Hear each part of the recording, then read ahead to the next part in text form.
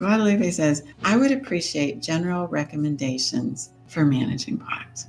Okay, that's a big bite, right? My POTS symptoms are significantly improved. I used to be completely bedridden, unable to read, barely able to eat, etc.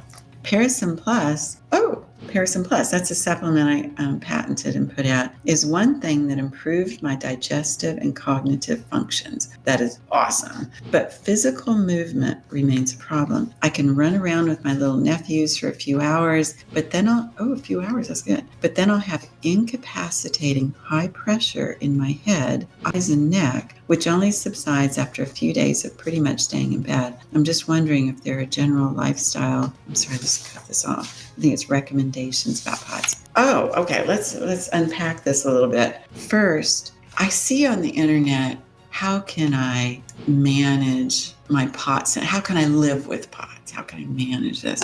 And the hairs on the back of my neck go up because I don't think anybody should have to live with POTS. POTS is not a disease. It's not like you're given this disease or you get this disease and it's a lifetime sentence. That is just not true. Okay.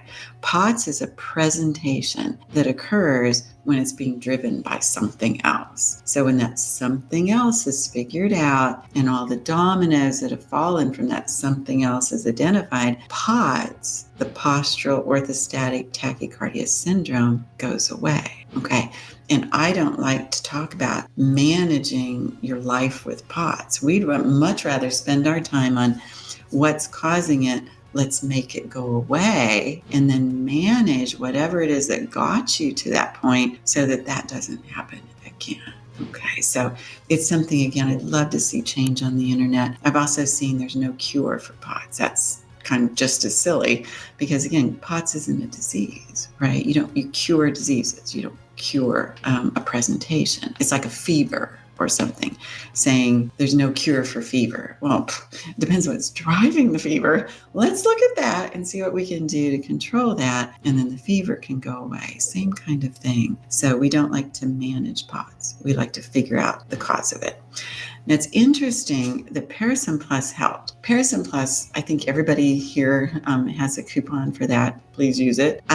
This works on the receptors of the parasympathetic nervous system, and it crosses the blood-brain barrier to help with cognition by supporting the neurotransmitter.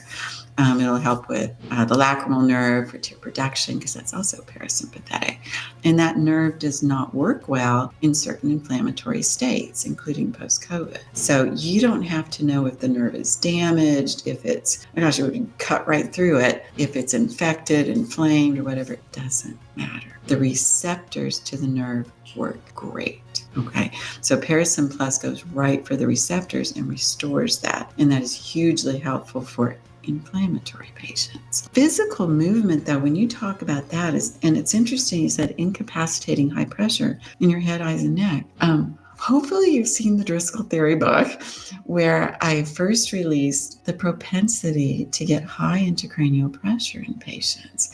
And it's not everyone, but it's the vast majority. And we had a couple patients at the clinic where they clearly didn't have high intracranial pressure, but they developed it later that year. And it's something we don't want to miss. But if you have discomfort or pain at the base of your skull, going down your neck, making those muscles tight, your neck is stiff, when you turn, I felt like I had a pillow problem. It feels anatomical. Massage can help because the muscles get so tight. And then eye movement, like far to the right and left, is a little uncomfortable. It can change our focus, and it increases orthostatic intolerance. It makes those episodes more likely.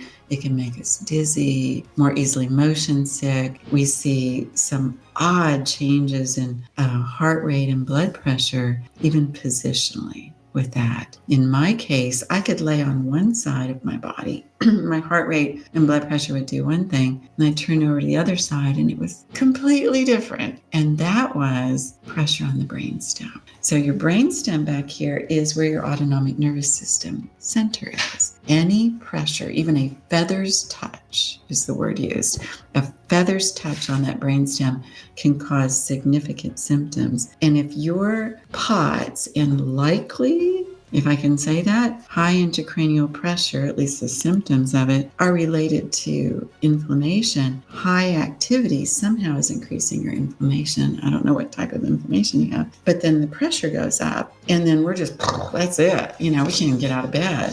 So do look at the Driscoll theory. I think everything is in there about how to correct that naturally as much as you can. Use medicine for it, and it talks through everything you need to know. If you get stuck on that, please reach out to us at POTS Care. We can evaluate and treat intracranial pressure problems. We can't do neurosurgery, nor are we going to recommend that, but we can evaluate it and figure it out. And it is so easy to miss this. It was missed in my case and that of my kids, and probably 98% of the patients we see with that, it gets missed. So, and it can cause significant disability.